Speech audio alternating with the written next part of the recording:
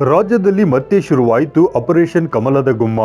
ಕಾಂಗ್ರೆಸ್ನ 50 ಶಾಸಕರ ಖರೀದಿಗೆ ನಡೆದಿದೆಯಂತೆ ಮಾಸ್ಟರ್ ಪ್ಲಾನ್. ಬಿಜೆಪಿಗೆ ಸೇರ್ಪಡೆಗೊಂಡರೆ 100 ಕೋಟಿ ಕೊಡೋದಾಗಿ ಬಿಗ್ ಆಫರ್. ಹೌದು, ಮೂಡಾ ಹಗರಣ, ಗಡಿ ಹಗರಣದ ಕಾವು ಏರುಗತಿಯಲ್ಲಿರಬೇಕಾದರೆ ಈಗ ಮಂಡ್ಯ ಕಾಂಗ್ರೆಸ್ ಶಾಸಕ ರವಿ ಗಣಿಗ ಹೊಸದೊಂದು ಬಾಂಬ್ ಸಿಡಿಸಿದ್ದು, ಇದು ಈಗ ರಾಜಕೀಯ ವಲಯದಲ್ಲಿ ಭಾರೀ ಚರ್ಚೆಗೆ ಗ್ರಾಸವಾಗಿದೆ. ಶಾಸಕ ರವಿಕುಮಾರ್ ಗಣಿಗ ಆರೋಪಿಸಿರುವಂತೆ ರಾಜ್ಯ ಸರ್ಕಾರ ಕೆಡವಲು ಈಗಾಗಲೇ ವೇದಿಕೆಯೊಂದು ಸಿದ್ಧಗೊಂಡಿದ್ದು, ಅದರಂತೆ ಕುದುರೆ ವ್ಯಾಪಾರ ನಡೆಸಲು ಆ ವೇದಿಕೆಯ ಸೂತ್ರಧಾರಿಗಳು ಭಾರೀ ಪ್ಲಾನ್ ಮಾಡಿಕೊಂಡಿದ್ದಾರಂತೆ. ಕೇಸರಿ ಪಾಳೆಯಕ್ಕೆ ಪಕ್ಷಾಂತರವಾಗಲು ಕಾಂಗ್ರೆಸ್ ಶಾಸಕರಿಗೆ 100 ಕೋಟಿ ಆಫರ್ ನೀಡಲಾಗುತ್ತಿದೆ ಎಂದು ಗಂಭೀರ ಆರೋಪ ಮಾಡಿರುವ ಗಣಿಗ ರವಿ ಈ ಸಂಬಂಧ ತಮ್ಮ ಬಳಿ ಸಾಕ್ಷ್ಯ ಕೂಡ ಇದೆ ಎಂದು ಹೇಳಿದ್ದಾರೆ. ಸದ್ಯ ಇವರ ಹೇಳಿಕೆ ರಾಜ್ಯ ರಾಜಕಾರಣದಲ್ಲಿ ಸಂಚಲನವನ್ನುಂಟು ಮಾಡಿದೆ. ವಿಶೇಷವೆಂದರೆ ಈ ಹಿಂದೆ 50 ಕೋಟಿ ರೂಪಾಯಿ ಇದ್ದ ಆಫರ್ ಈಗ 100 ಕೋಟಿ ರೂಪಾಯಿಗೆ ಏರಿಕೆಯಾಗಿದೆಯಂತೆ. ಶತಾಯಗತಾಯ ಸರ್ಕಾರ ಬೀಳಿಸಲು ಹವಣಿಸುತ್ತಿರುವ ಕೇಸರಿಯ ಪಾಳೆಯದ ನಾಯಕರು ನಿತ್ಯ ಸಂಚು ನಡೆಸುತ್ತಿದ್ದಾರೆಂದು ಅವರು ಹಲವು ವಿವರಗಳನ್ನು ಬಿಚ್ಚಿಟ್ಟಿದ್ದಾರೆ. ಇನ್ನು ಕಾಂಗ್ರೆಸ್ ಶಾಸಕರನ್ನು ಖರೀದಿಸಿ ಸರ್ಕಾರ ಬೀಳಿಸುವ ಪ್ರಕ್ರಿಯೆಯಲ್ಲಿ ಹಲವು ನಾಯಕರಿದ್ದಾರೆಂದು ನೇರಾನೇರ ಆರೋಪ ಮಾಡಿರುವ ಗಣಿಗ ರವಿಯವರು ಬಿಜೆಪಿ ನಾಯಕ ಸಂತೋಷ್, ಸಚಿವರಾದ ಶೋಭಾ ಕರಂದ್ಲಾಜೆ, ಕುಮಾರಸ್ವಾಮಿ, ಪ್ರಹ್ಲಾದ್ ಜೋಶಿ ಅವರು ನಿತ್ಯ ರಣತಂತ್ರಗಳನ್ನು ಹಿಡಿಯುತ್ತಿದ್ದಾರೆಂದು ತಿಳಿಸಿದ್ದಾರೆ. ರಾಜ್ಯ ಸರ್ಕಾರವನ್ನು ಅಸ್ಥಿರಗೊಳಿಸಲು ಹಲವು ನಾಯಕರು ಈ ತಂತ್ರಗಾರಿಕೆಯಲ್ಲಿ ಶಾಮೀಲಾಗಿರೋದಾಗಿಯೂ ಅವರು ತಿಳಿಸಿದ್ದು, ಸರ್ಕಾರ ಬೀಳಿಸುವುದಾಗಿ ಪ್ರಧಾನಿ ನರೇಂದ್ರ ಮೋದಿ ಅವರಿಗೆ ಇವರೆಲ್ಲರೂ ಭರವಸೆ ನೀಡಿದ್ದಾರೆ.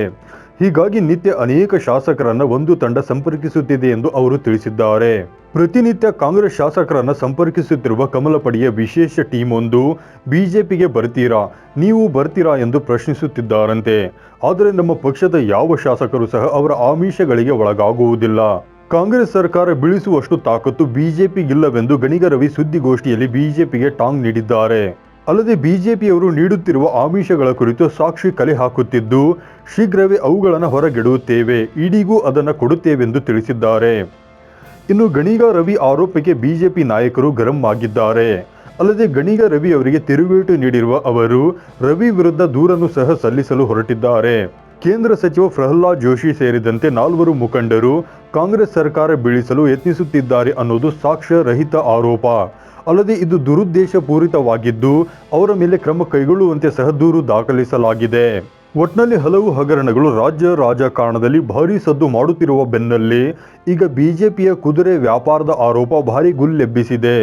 ಬಿಜೆಪಿ ನಾಯಕರು ಮಾತ್ರ ಆಪರೇಷನ್ ಕಮಲದ ಆರೋಪಕ್ಕೆ ತಿರುಗೇಟು ನೀಡಿದ್ದು, ಸರ್ಕಾರ ಮೊದಲೇ ಅಸ್ಥಿರಗೊಂಡಿದ್ದು ತನ್ನಿಂದ ತಾನೇ ಬೀಳಲಿದೆ, ಇದರ ಹಿಂದೆ ಬಿಜೆಪಿಯ ಯಾವ ನಾಯಕರ ಕೈ ಇಲ್ಲವೆಂದು ಸ್ಪಷ್ಟಪಡಿಸಿದೆ.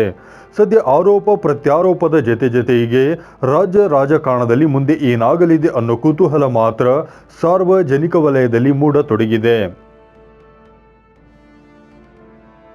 Political bureau, Bengaluru.